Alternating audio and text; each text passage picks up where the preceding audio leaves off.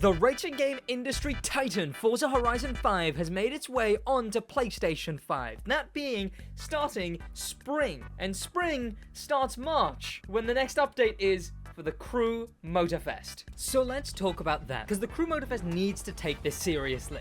See, the thing is, and it sucks to say, but a lot, not most, but a lot of people playing the Crew Motorfest are playing the Crew Motorfest on PlayStation because there's no Forza. Need for Speed is its own kind of game. TDU is... So the only real option for a Forza-like game was the Crew Motorfest. And that's pretty evident because we have a rough estimate of how many people play on which platform. Now, granted, this is for the Crew 2, not the Crew Motorfest, the Crew 2. Back in the Crew 2, they adjusted the Summit Platinum ranking. It used to be 3,000 for everyone, but they changed it to match the player count weekly per platform.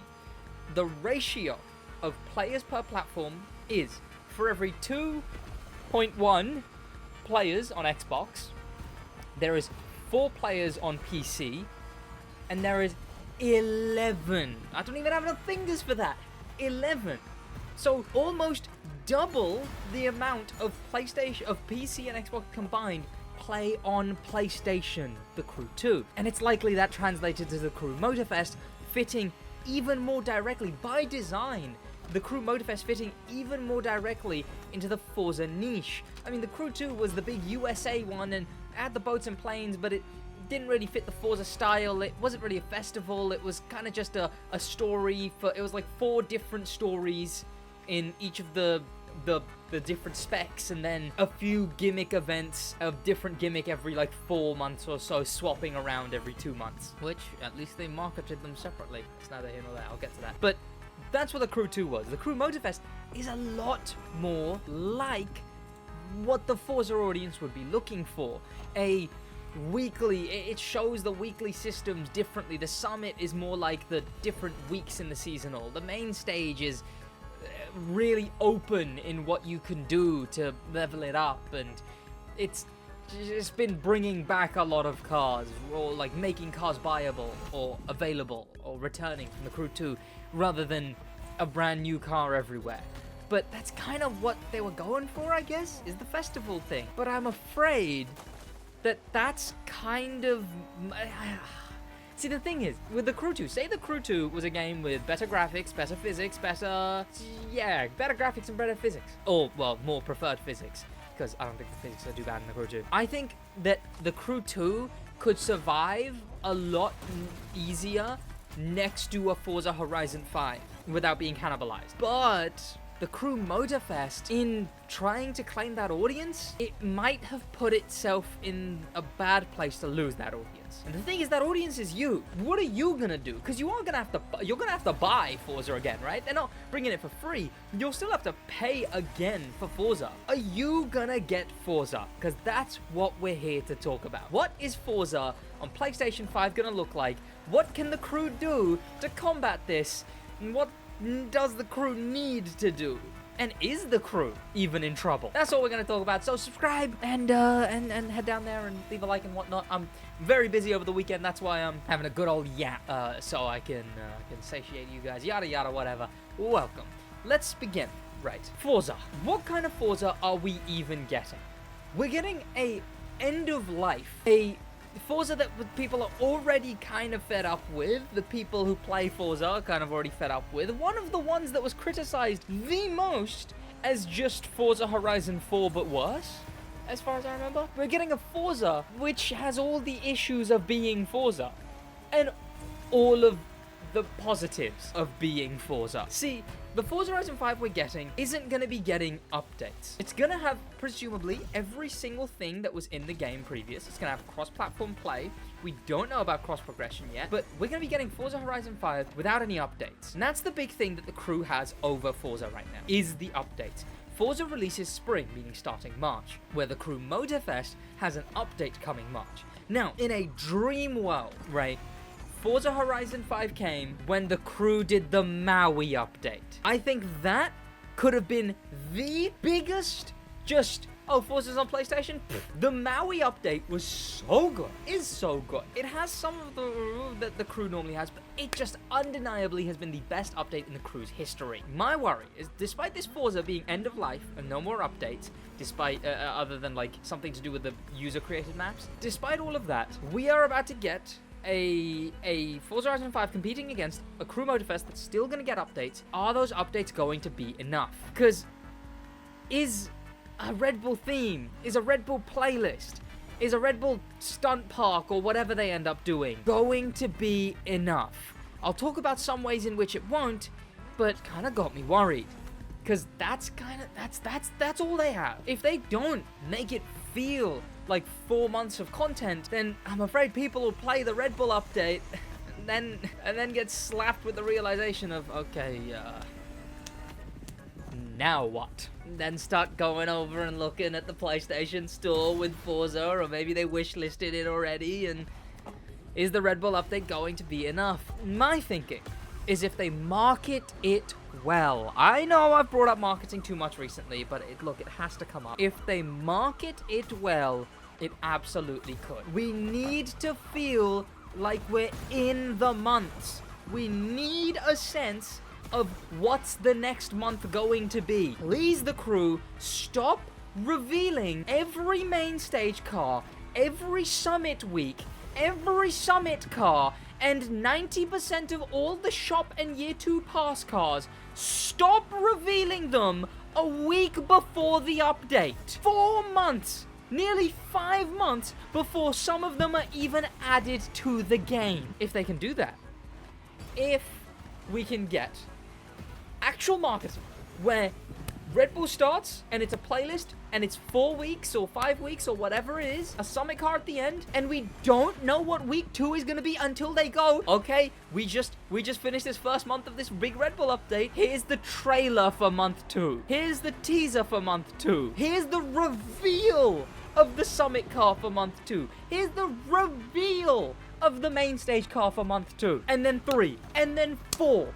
And then hopefully there's another playlist in there somewhere, and that's also a surprise. Instead of telling us every car except the Elite Bundle, tell us none of the cars. Okay, obviously the ones that were released in the first month, sure. But then the ones after that, tease them, hype them. I don't want to know about a car now, right, in February, and then receive that car and know that car is coming in March, January, February, March, April, May, June. June? End of June? If you tell us the summit car in June, you realize you're telling us about a car in February that we're going to be able to drive in July. Okay, that I know I keep going on that tangent. I'm sorry. Let me reel that back in. That's one of the ways I think Motorfest could actually lock in, because that's what they need to do. They need to take this seriously. This it's worrying, because the thing is, the Crew 2 still has reruns and stuff going, right?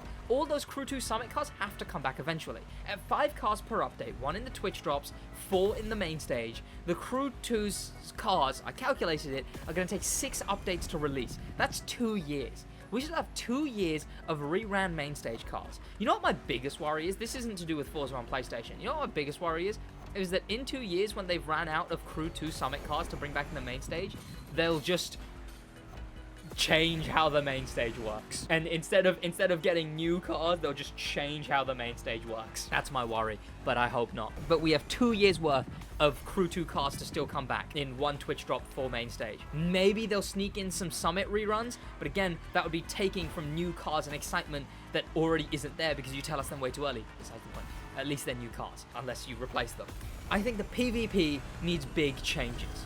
I think that we need some kind of continuous system with the PvP, instead of just going into it over and over and over again, because that's one of the big points.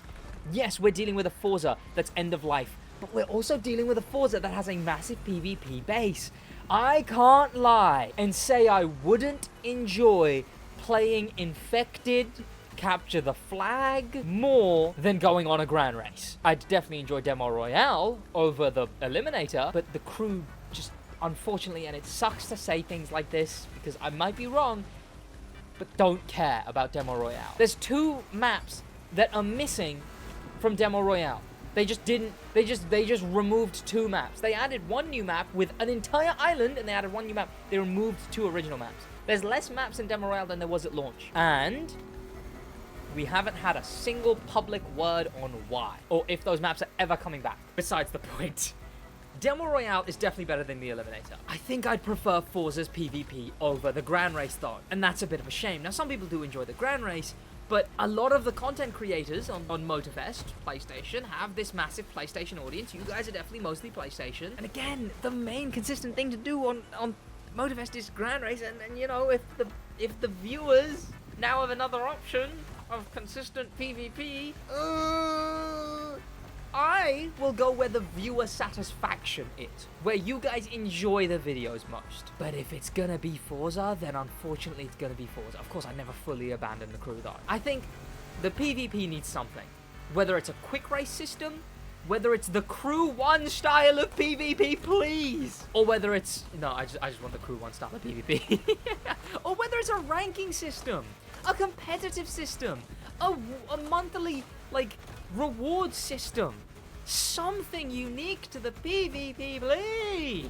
I have some drastic ideas about the summit, but I'm not going to go into those too much here. Most of it's marketing, but I have some other ideas that I'd really want them to do. But the summit might need some adjusting, because that's the weekly content for players. And are players really able to enjoy it weekly? You guys are more casual players. For me, the summit, it has just become a list of races to do with cars I already own. It doesn't even let me buy the bundle if I already own the car. So I can't even like buy the bundle which puts your cars in the exact customization for the theme. You casual players, what is the summit to you? Do you enjoy it? Or is not getting platinum too much of like a ugh to play the summit? How many of you actually, because you guys don't own all the vanities already in the summit. This is why I need a new account. This is why I need to make a new account on the crew. Besides the point, I think there's many things the crew could do to fully shift course. I think marketing is definitely one of them, but quality is also needed. I think the playlist, two playlists an update is really good if they're marketed well, if they're spread out well. I think this update did a really great job. I think this one, as far as the actual content in game, not the external promotion, content in game, this update was amazing. If we can get that again, shift around how the hype works, I think we've got something good. But if the Red Bull update isn't enough, it's going to be a really rough 4 months for the Crew Motorfest until we find out what that next update is. And originally the rumor was F1 because of the font and the color scheme. I'm beginning to, 1, it's way less set in stone than Red Bull was. 2, I'm beginning to worry it isn't that. And 3, I'm beginning to worry it is that, because how much can we really get out? It would essentially become Red Bull, the company most known for F1, and then an F1 update. So 8 months of F1. Sorry, I had to let that one sink in there for a second. 8 months of F1. So what could they do? I truly just think it's a case of managing things and just locking in. They have to. I hope Ubisoft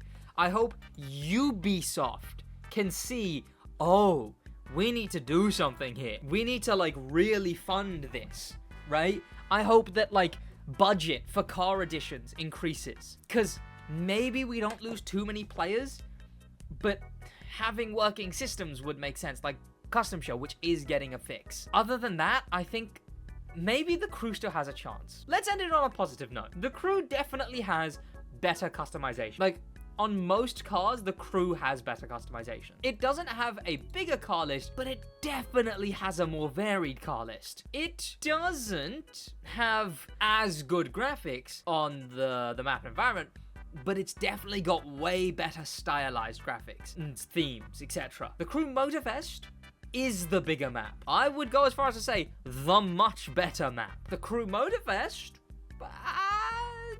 are the cars cooler? That's just variety. That's just variety of car list again. I don't know. I like the edition cars more. The edition cars are really cool. I think edition cars are a cool thing that they do. Gameplay loop? I don't know. I don't play Forza. Meh. Other than that, stick around for more Forza content, stick around for more Crew 2 content, sorry, Crew Motorfest content, and maybe more Crew 2 content. That's going to be about it from me, though. Thank you so much for watching. I will see you boys in the next one, tomorrow's video. Should I spoil tomorrow's video? Do I do that? Is that a thing I do? I don't normally do that. It's not a thing I do. Meh. I won't tell you tomorrow's video. That's going to be about it from me. In a bit.